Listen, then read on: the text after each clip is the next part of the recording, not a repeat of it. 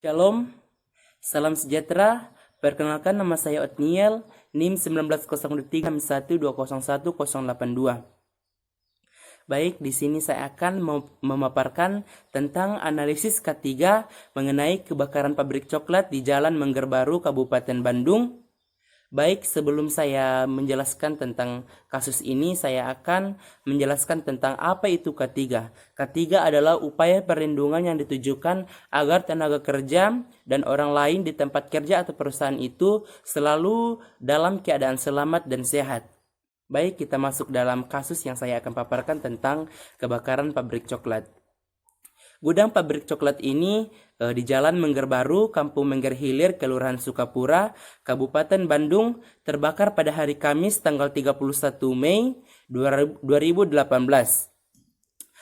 Kebakaran ini terjadi pada pukul 7.20 waktu Indonesia Barat dan pemadaman usai pada pukul 12.30 waktu Indonesia Barat. Penyebab kebakaran ini diduga akibat korsleting listrik, dan juga penyebab kebakaran ini diduga karena rancangan bangunan yang buruk. Selanjutnya saya akan menganalisis kasus kebakaran pabrik coklat. Yang pertama yaitu penyebab kebakaran yaitu ketidakmampuan pengusaha atau pengendali bangunan untuk mengelola dan mengurangi risiko kebakaran dengan tepat dan aman. Dalam kasus ini, si pengelola atau pengendali bangunan tidak mengelola bangunan dengan aman.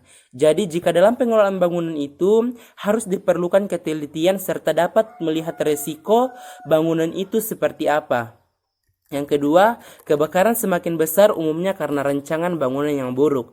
Jika rancangan bangunan yang buruk, maka bisa saja kebakaran itu cepat terjadi dan risiko kebakaran dapat terjadi dengan besar.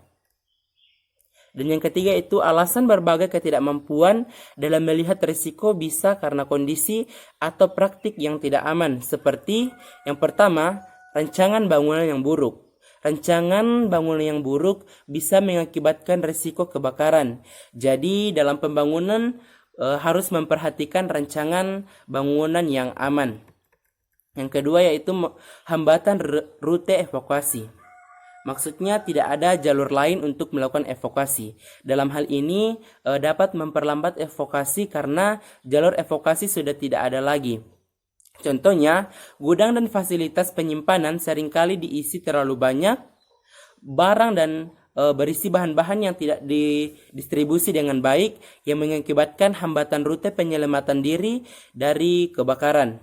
Yang ketiga, tidak adanya sistem peringatan dini jika terjadi kebakaran. Sistem peringatan dini saat kebakaran seperti detektor asap, detektor panas, dan detektor api. Hal ini dapat memberikan cara yang efektif untuk mendeteksi kebakaran dengan cepat demi melaksanakan tindakan pengendalian yang tepat waktu. Bila saja kemungkinan detektor-detektor tersebut harus terhubung dengan sebuah sistem alarm evakuasi yang berbunyi cukup keras sehingga semua pekerja dapat mendengar sinyal jika terjadi keadaan darurat.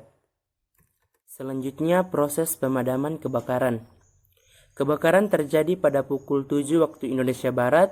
Untuk memadamkan api di gudang tersebut dikerahkan 6 unit mobil pemadam kebakaran dari Kabupaten Bandung dan bantuan unit mobil kebakaran dari Kota Bandung. Upaya pemadaman sempat mengalami kendala karena di area gudang tersebut hanya terdapat satu akses untuk keluar masuk kendaraan. Jadi pada pukul 12.30 pemadaman berhasil dilakukan.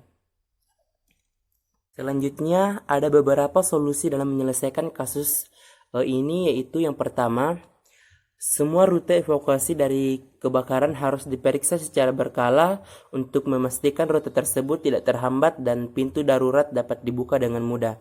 Jadi semua rute harus dipasangkan rambu evakuasi, di mana rambu evakuasi ini berguna memberi petunjuk arah evakuasi serta lokasi pintu keluar dan titik kumpul saat terjadi keadaan yang darurat. Yang kedua yaitu pekerja, kontraktor, dan tamu harus diberi instruksi tentang prosedur evakuasi. Prosedur ini mencakup keharusan menghindari penggunaan lift dan menutup pintu api saat keluar.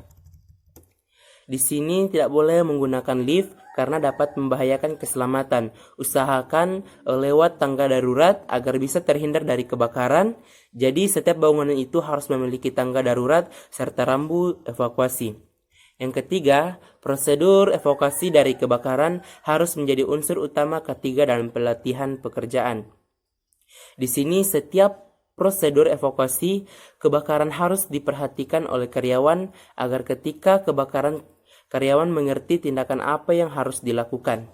Yang keempat, pekerja juga harus diberi instruksi dan informasi serta metode alternatif untuk mengevakuasi sebuah bangunan jika rute evakuasi tidak dapat diakses. Ini mungkin melibatkan penggunaan alat berat seperti kapak untuk memecahkan dinding atau penghalang. Pekerja juga harus diberi instruksi tentang praktik merayap bila bangunan dipenuhi oleh asap. Yang kelima, terkait alat pemadam api juga harus diperhatikan. Peralatan pemadaman kebakaran harus dapat diakses dari posisi yang aman.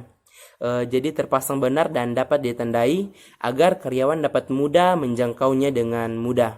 Jadi jika kebakaran terjadi, maka karyawan dapat menjangkaunya dengan mudah oleh alat pemadaman yang telah disediakan oleh perusahaan itu sendiri. Baik, itulah analisis yang saya paparkan tentang kebakaran pabrik coklat di Jalan Mengger Baru, Kabupaten Bandung. Jika ada kesalahan kata di dalam pemaparan yang saya sampaikan, mohon dimaafkan. Sekian dan terima kasih.